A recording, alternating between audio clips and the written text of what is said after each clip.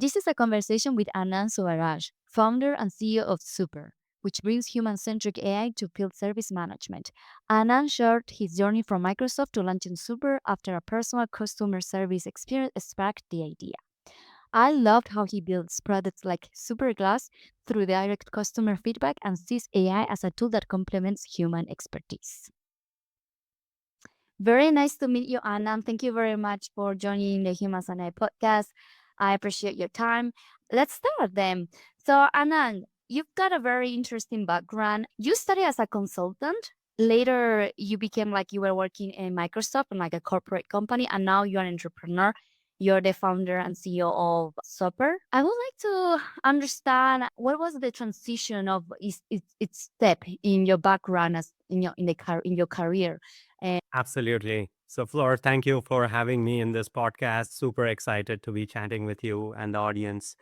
Just to give you a little bit of background, I started in consulting, like you mentioned. And from consulting, I moved on to Microsoft and then went on to starting my company, Zuper. And throughout my journey from consulting to Microsoft to Zuper, one of the things that is consistent has been the aspiration to use technology to solve real problems. While I was a consultant, I was solving a lot of real problems around the world, whether it was in India or the US. At Microsoft, I had the opportunity to work on several groundbreaking products. And the last part of my Microsoft journey, about 7 years, I worked on data and AI. And being at Microsoft, I built a lot of products that were used at a global scale, and that learning of how to build a product that can be leveraged by customers around the world gave me a lot of different perspective.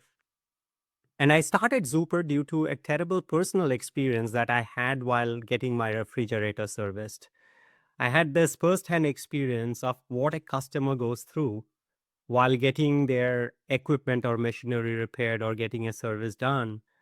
And that entire experience was just archaic and painful. And I was just wondering, what does it take for this large global organization to offer a better experience to its customers? And I have always been had a huge focus on customer experience. And I wanted the service organizations to offer a better experience to its customers. And that was the genesis of Zuper. Zuper means extremely super. And our mission is to enable and empower organizations to transform their workforce into Zuper professionals and offer Zuper experience to their customers. It sounds like super. So it's a great name. I like it. So for what I understood, super focus on human-centric AI in field service management. So would you mind explaining what is field service a little bit for in general? Yeah. So field service management is the process of managing and optimizing work in the field.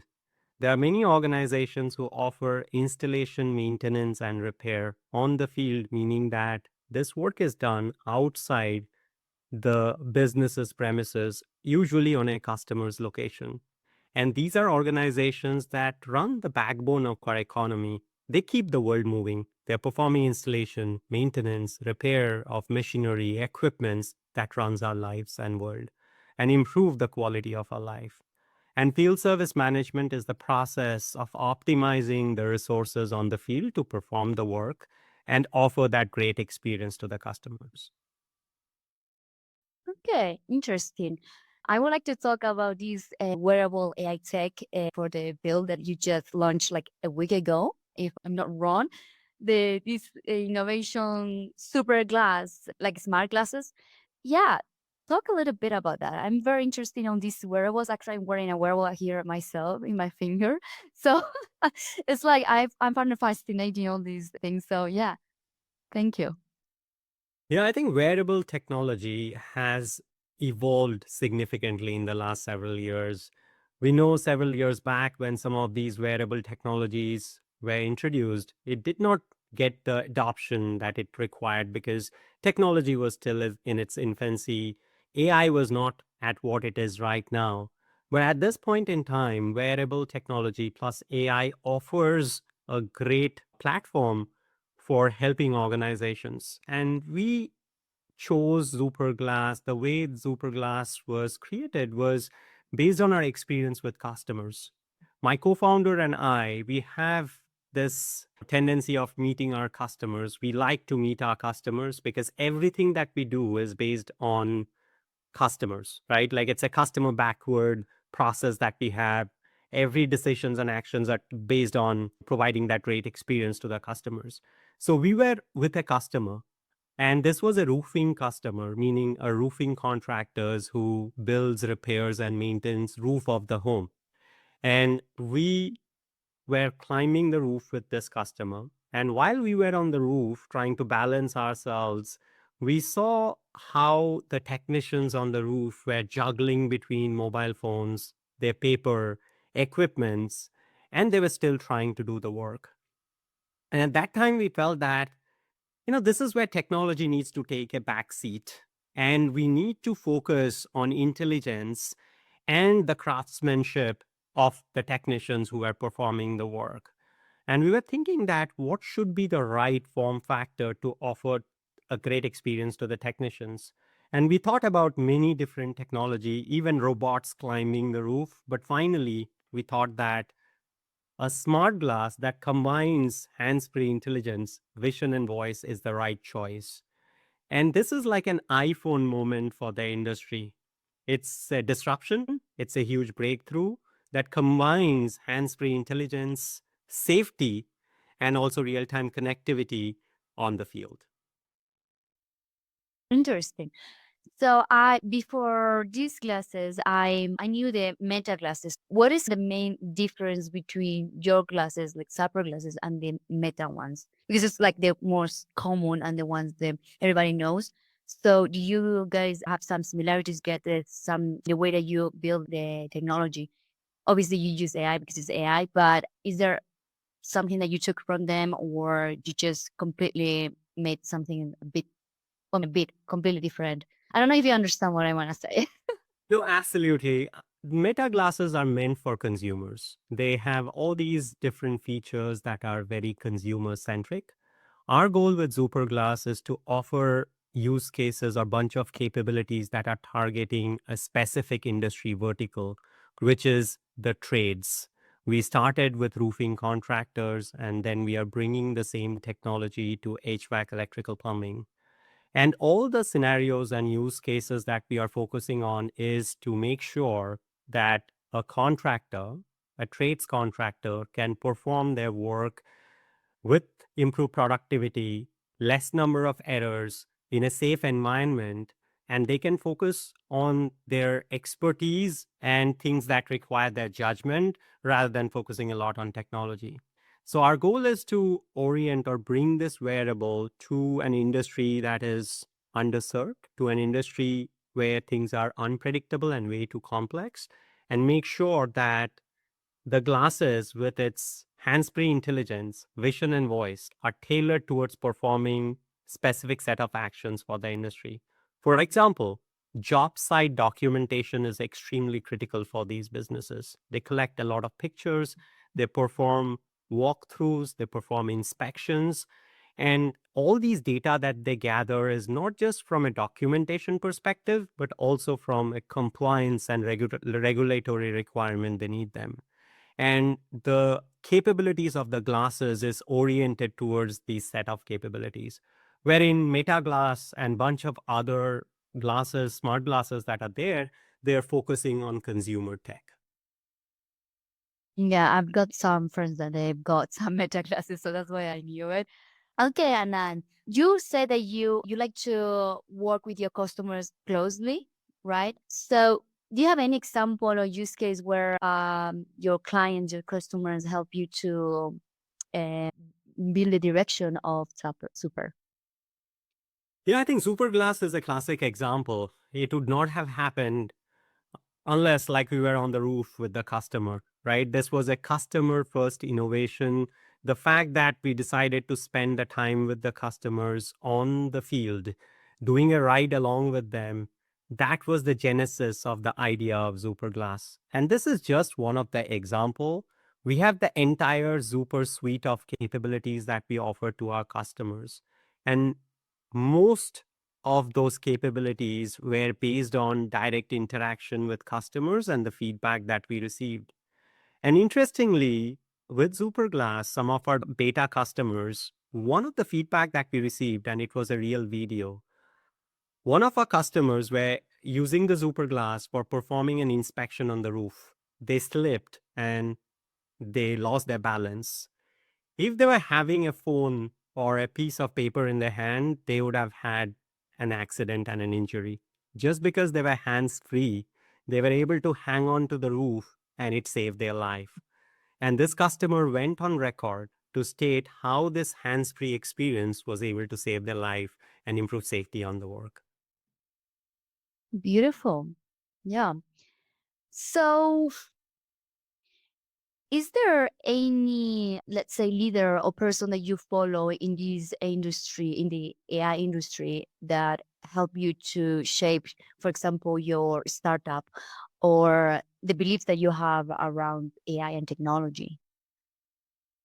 Yeah, I've been a big fan of Satya Nadella. From my time at Microsoft, I have had the chance of working in the organization under Satya Nadella. And I love the way he hit refresh in Microsoft to build a culture which was grounded by customers. Customer obsession was an important thing. It was about being open minded and have the growth mindset to ensure that you're always evolving based on your learning. Those were very important piece of learnings from his leadership style that I try to embed and imbibe into the culture of Zuper. Wow, interesting, because you've been there like over 10 years in Microsoft. About 14 years, yes. Oh my God, that's a lot. So yeah, I think that you might have a lot of lessons from there. Good, Anand. How do you envision the future of wearable tech and AI intersection in the next 5 years? Like wearable tech and AI, this combination. Yeah, interesting question. And I think I'm most excited about how AI is going to complement humans. There has been a lot of discussions whether AI is going to take away jobs, but I'm not excited about robots replacing humans. It is all about how it complements and equips human with superpowers to be able to improve productivity, reduce errors in their work, have a safe environment so that humans they have more time to do work that requires their expertise and judgment. And I think it's extremely critical. And the way I see the evolution of AI from where it is today is in today's world, AI is being used as helpers in a lot of scenarios where AI is complementing human. There are going to be scenarios in the future where AI is going to be the doer for work that does not require human expertise and judgment. And I think that is what I see the evolution of AI to be. And especially on field service management, like I mentioned, field service management is complex, unpredictable, and in many cases underserved. And I see that AI is going to play a significant role to help the different personas that we serve, like a technician on the field, a dispatcher who is dispatching work in the back office, an operations manager or a finance manager who is looking into the finance of the company. And is going to help each one of these personas to do their job much better than what it is today. For example, the technicians, they are more worried about how to maintain, repair, and install that machine or install the equipment that they are working on. That is their expertise. They don't really care about what technology they are using. We want AI to be helping them to perform that work better. Dispatchers in the back office, they dispatch the right technician to the right place, and they're doing a lot of manual work. AI is going to help with a bunch of automations to help them do their work better. And similarly, for other personas, AI is going to continue to evolve their role and elevate them to perform their work in a much better way to serve the customers in much more better experience than what they can get today. Do you believe in humans in the loop? Absolutely. I truly believe humans in the loop. That is what we are building at Zuper. For every feature that we are building, we're looking into how to keep the humans in the loop and make sure that we are improving the productivity of the human in the loop. And that is how it's going to evolve. It's not going to be that AI is going to do the work, it's going to be human in the loop. But like I said, it is going to be human that will do the work that requires their expertise and judgment. Nice. So, Anand, as a founder and CEO, how has your leadership evolved from the beginning? Because you started as a consultant and now you are an entrepreneur. So I feel like obviously your leadership, everything in you has changed. And yeah, so how it evolved, but at the same time, what do you learn from that leadership as well?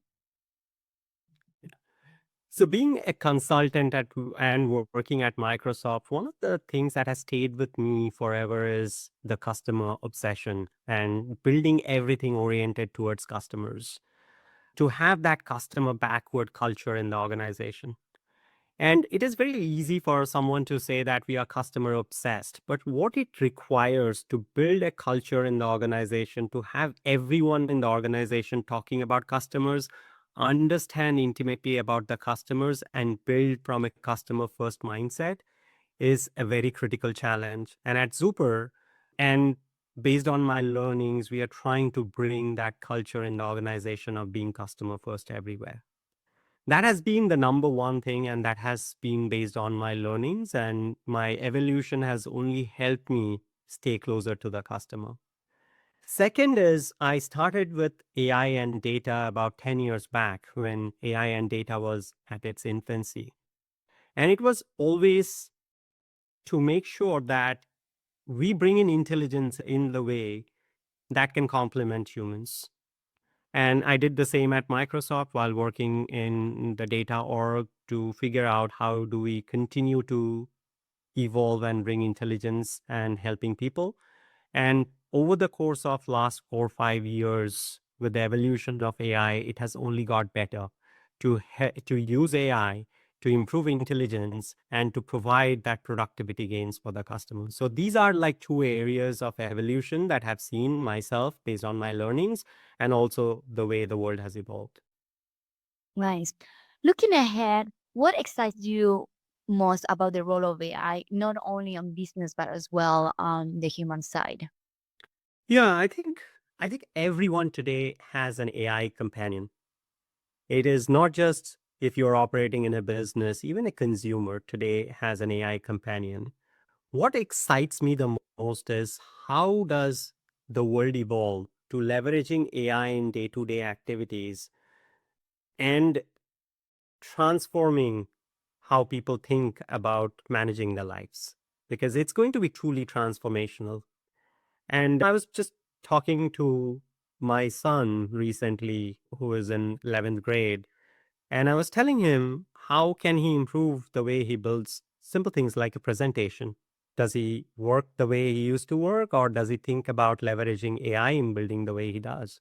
And this is just a simple example, but there are lots of such examples where even young kids can leverage AI in the way they think about their day-to-day lives and improve their productivity and intelligence. Nice. Great. And what is the advice that you will give to yourself when, I mean, to yourself, not like now, but knowing everything that you've been through, right? All this journey of just your entrepreneurial journey, all your career. So imagine that you will start today as the younger self. And which advice would you give to that person that now is starting his career, knowing everything that you know right now? Yeah, I think the advice that I would give my younger self is to take risks. Risk taking and the appetite to take risks should be something that everyone should do. You are not pursuing a career path because you want to be comfortable, but you want to pursue something that is based on your aspirations, and you should have the appetite to take risks. Because at this time in this world, the only thing that is going to work is the ability to take risks and to be persistent with that. One of the learnings over the last several years that I've been working in technology is that you need to be persistent to whatever you're doing. A lot of times it's the talent is not in the skills that people have, but it is in their persistent to do stuff. And I would give those two advice to my younger self, that be able to take risks, feel good about taking those risks. Do not lead a life that is going to be comfortable and complacent, and be persistent in pursuing your goals. Great, thanks, Anand. Thank you very much for this advice because it was for your younger self, but I think that for myself too, for everybody, like taking risk and all the things that you've been sharing with us. Very wise words. Thank you very much for your time. And thank you for joining the Humans on Air podcast again. Thank you so much. Thanks for listening to the Humans and AI podcast. We are here to spotlight the people making AI more human. One story at a time. See you in the next episode.